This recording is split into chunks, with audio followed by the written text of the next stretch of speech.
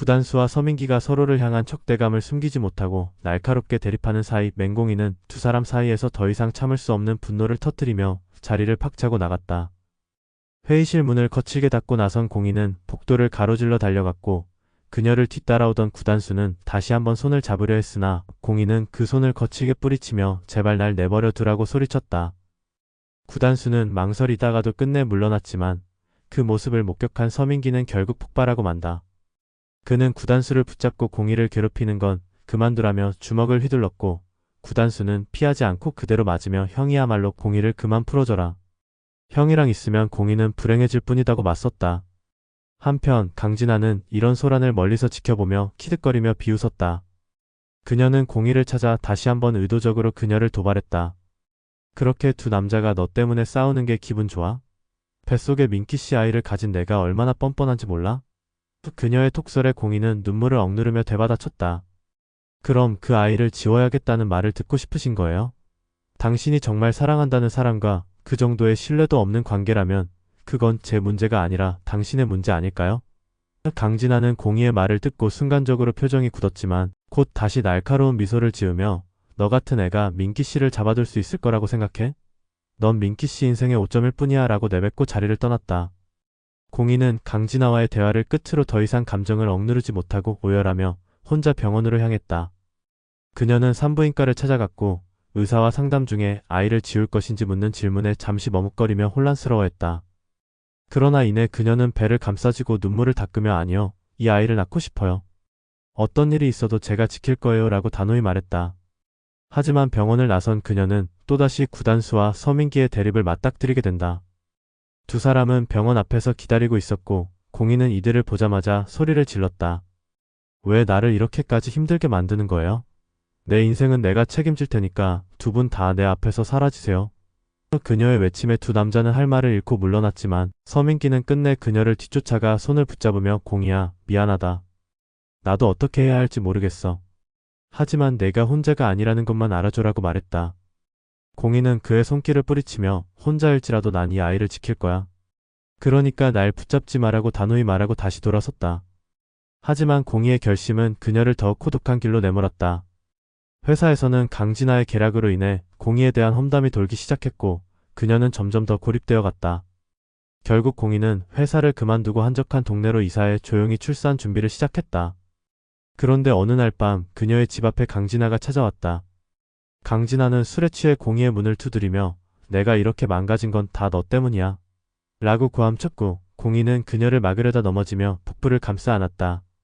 그 순간 강진아는 놀란 표정으로 뒤로 물러섰지만 곧 비웃으며 그 아이를 지켜내도 내가 행복할 거라고 생각해? 라고 말하고 비틀거리며 사라졌다. 공이는 그날 밤 통증을 느끼며 병원으로 실려갔고 아이는 다행히 무사했지만 그녀의 건강 상태는 급격히 악화되었다.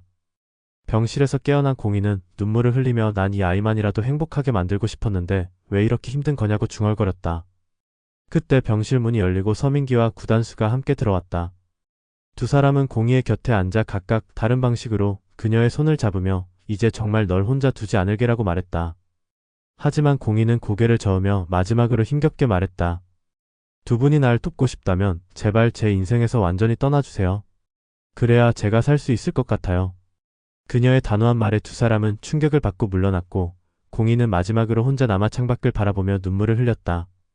내가 선택한 길이 맞는 걸까? 하지만 이 아이를 위해서라면 난 뭐든 할 수 있어. 맹공이는 병실에서 태어난 후 아기를 위해 새로운 삶을 시작하려 애썼습니다.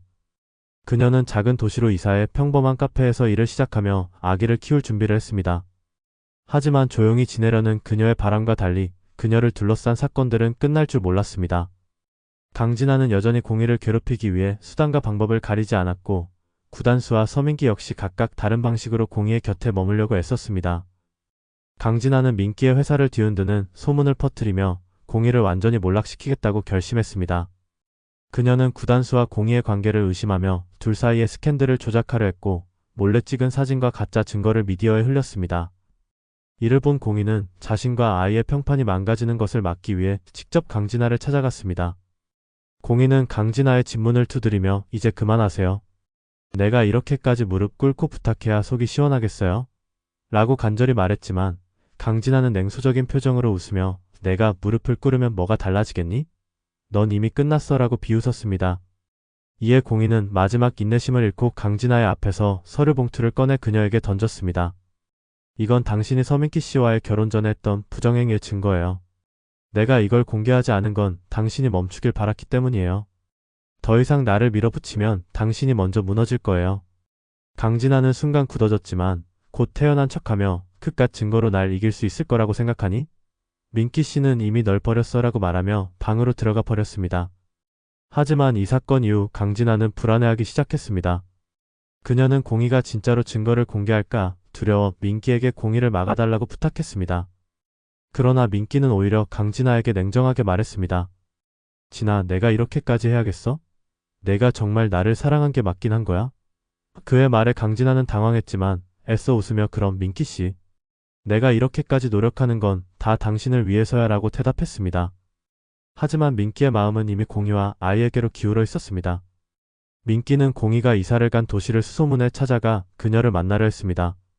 한편 구단수는 공희를 끊임없이 챙기며 그녀의 곁에서 든든한 지지자가 되려 했습니다. 그는 공희가 일하는 카페에 매일 들러 그녀를 돕겠다고 했고 공희는 처음엔 그를 밀어냈지만 점차 그의 진심의 마음이 흔들리기 시작했습니다.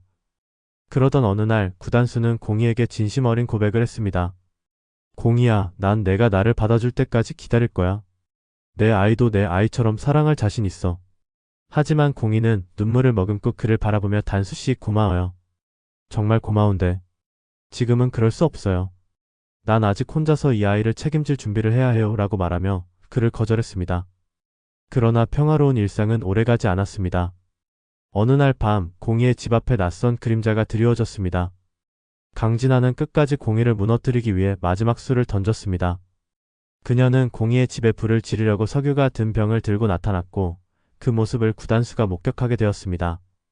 단수는 강진아를 붙잡고 그녀를 막으려 했지만 강진아는 모두 망쳐버릴 거야. 공희 같은 여자가 행복해지는 걸 볼 수 없어. 라고 울부짖으며 단수의 손을 뿌리치고 도망쳤습니다. 구단수는 경찰에 강진아를 신고했고 강진아는 결국 체포되었습니다. 사건이 끝난 뒤 공희는 단수를 바라보며 당신이 아니었다면 나도 이 아이도 위험했을 거예요. 고마워요 라고 말했습니다. 하지만 그녀는 여전히 단수와 민기 사이에서 갈등하며 혼란스러워했습니다. 그녀는 두 사람 모두를 멀리하며 스스로 아이를 키우겠다는 결심을 다시 한번 다졌습니다. 그러나 민기는 끝내 공희를 포기하지 않았습니다. 그는 그녀가 일하는 카페에 찾아가 무릎을 꿇고 공희야, 내가 잘못했어. 널 떠나지 않을게. 제발 다시 나를 믿어줘라고 간청했습니다.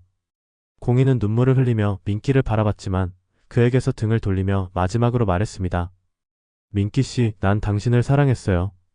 하지만 지금은 당신 없이도 살 수 있어요. 그러니 날 잊어주세요.